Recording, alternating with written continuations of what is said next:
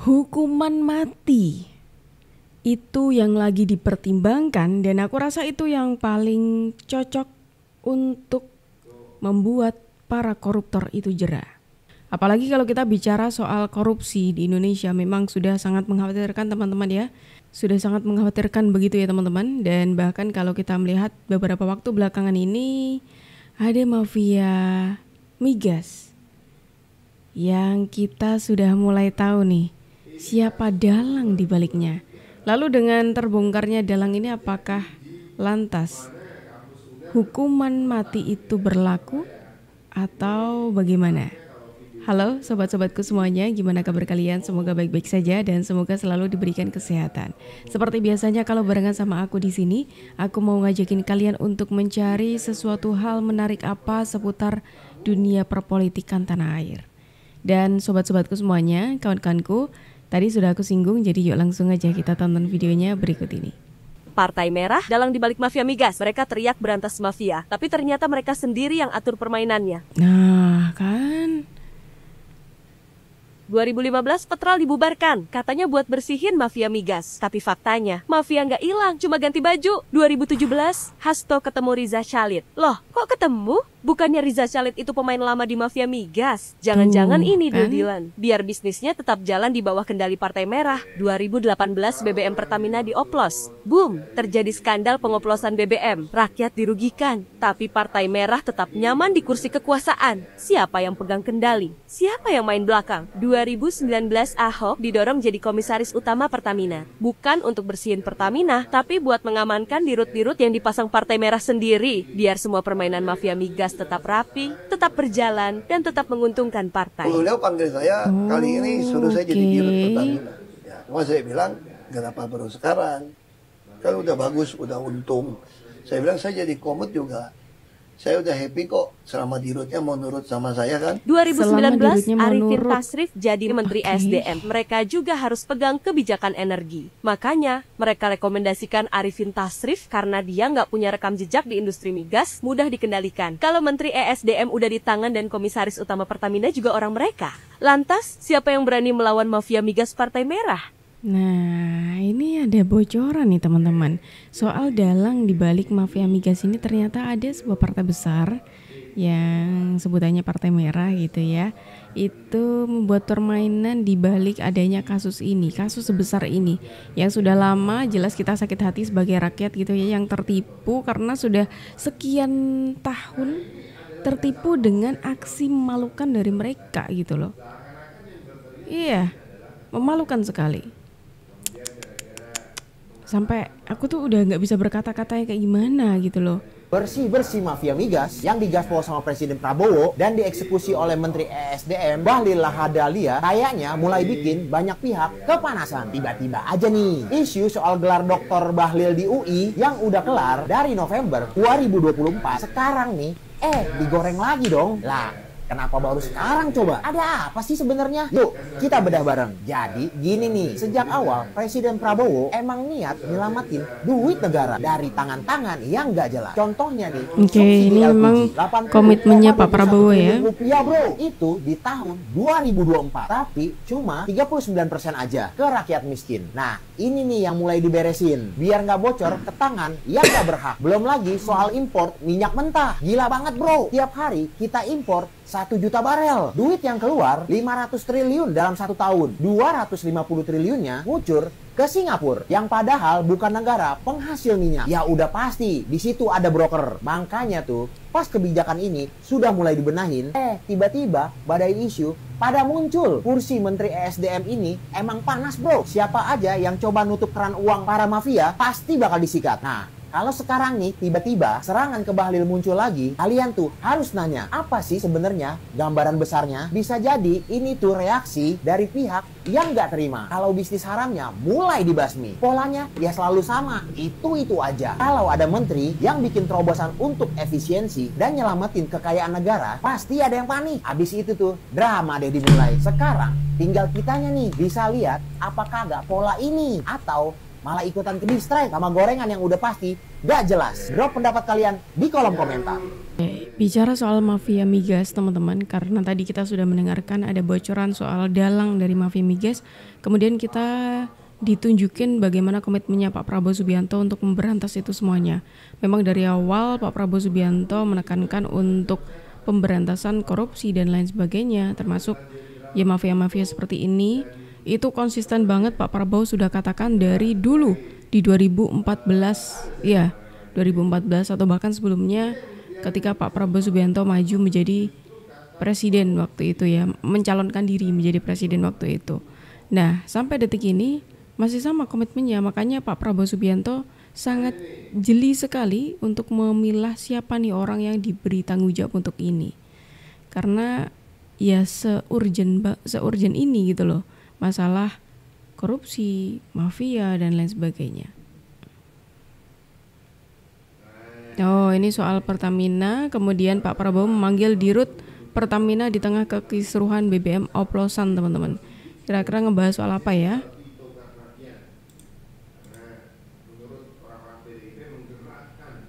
Oke, ini masih Dirut Pertamina memilih bungkam, tidak mengatakan apa yang dibahas dengan Pak Presiden. Umum aja. Umum soal apa aja? Kesiapan menyambut mudik. Jadi kita pastikan operasional juga lancar, penyediaan energi lancar. Maaf saya, misa jam 5 di katedral. Ada bahas kasus Pertamina masih Bang? Kalau soal kasusnya ada nggak Pak? Tadi disinggung Pak.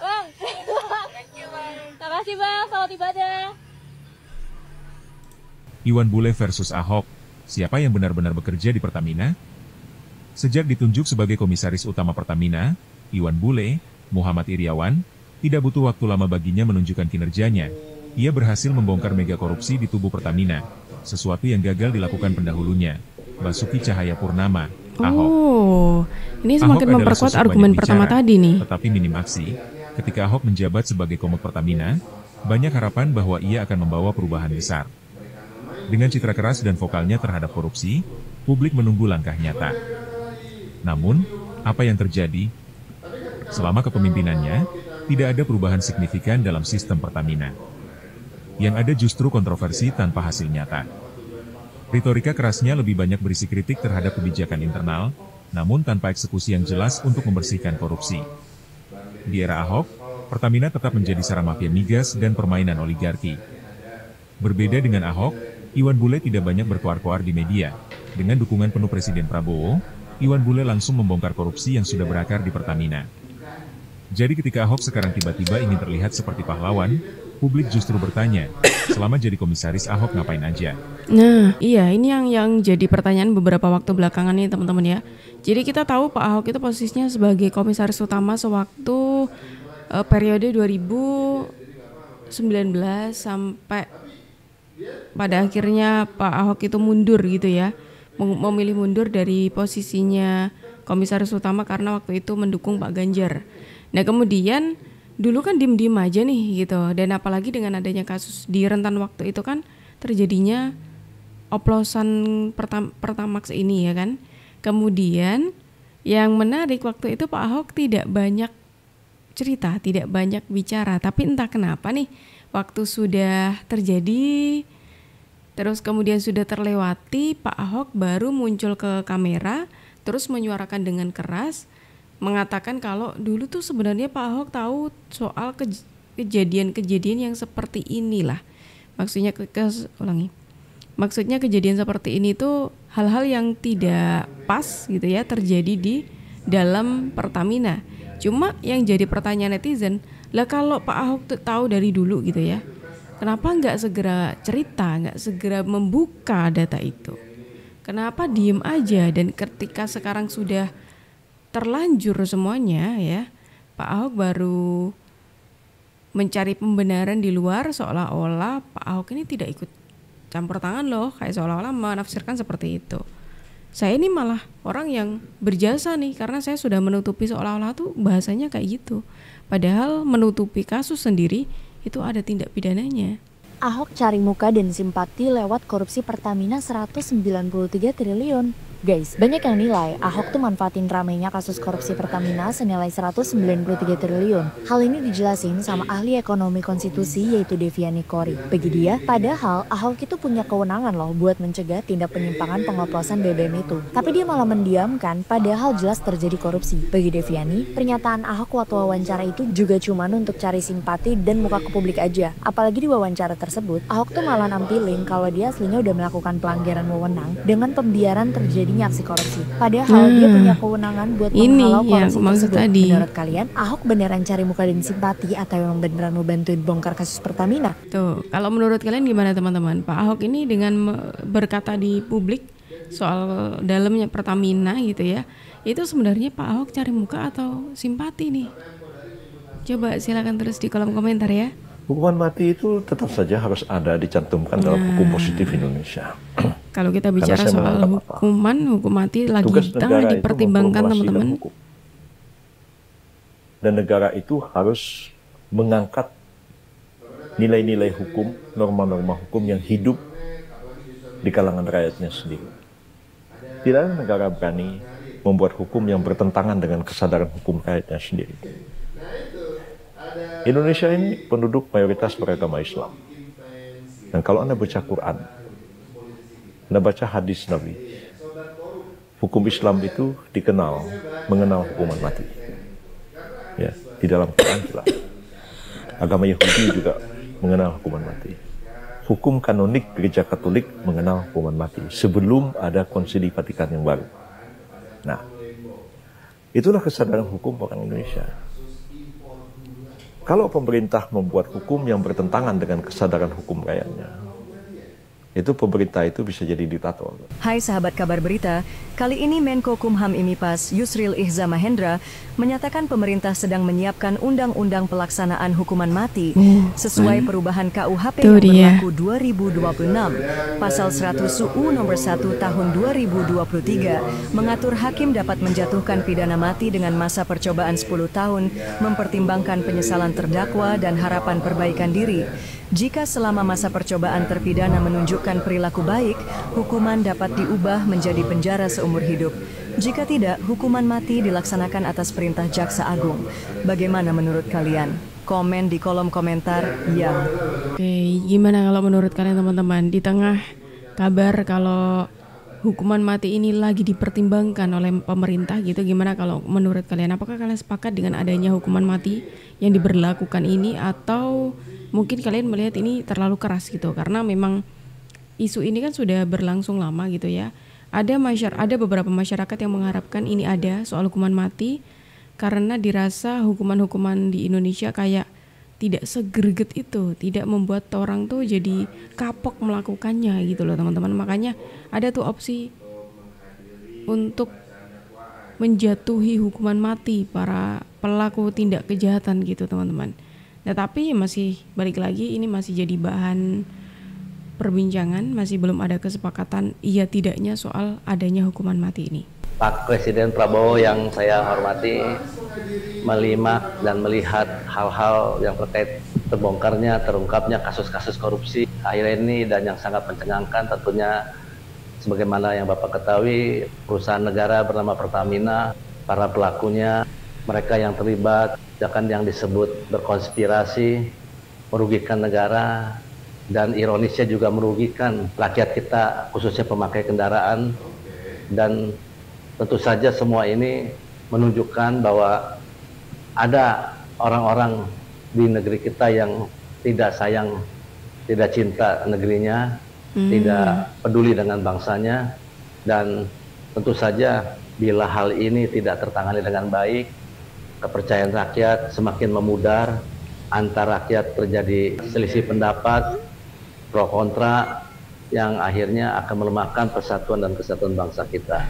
Intinya Pak Prabowo yang ingin saya sampaikan adalah terhadap orang-orang ini, apalagi yang berkilah seolah-olah dana-dana itu dipakai untuk memenangkan kontestasi kepresidenan, pemilihan presiden, sangat tidak wajar, dan ini sangat membahayakan hal-hal yang terkait institusi kita sendiri yang sudah teratur tatanannya sesungguhnya, tetapi dicoba dimanipulasi dengan berbagai upaya-upaya koruptif sedemikian besarnya.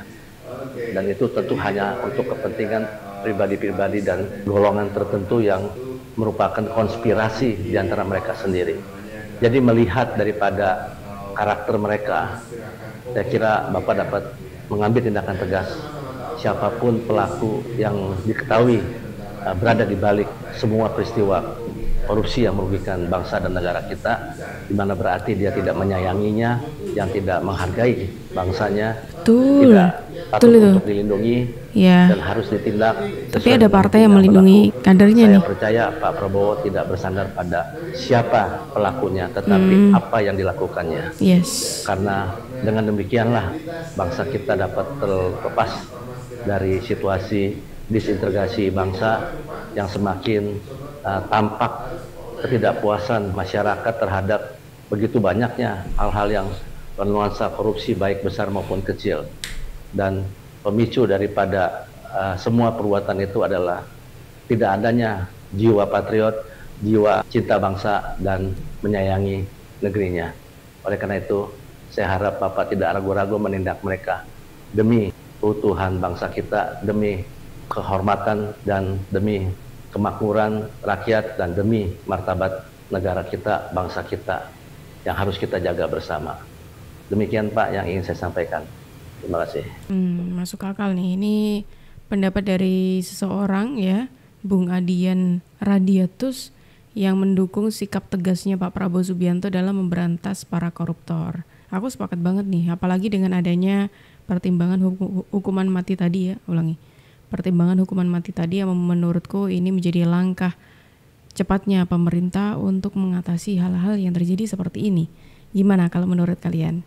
Silakan tulis pendapat kalian di kolom komentar dan terima kasih karena kalian sudah menemani aku dari awal sampai akhir. Aku Juju pamit undur diri. Sampai jumpa.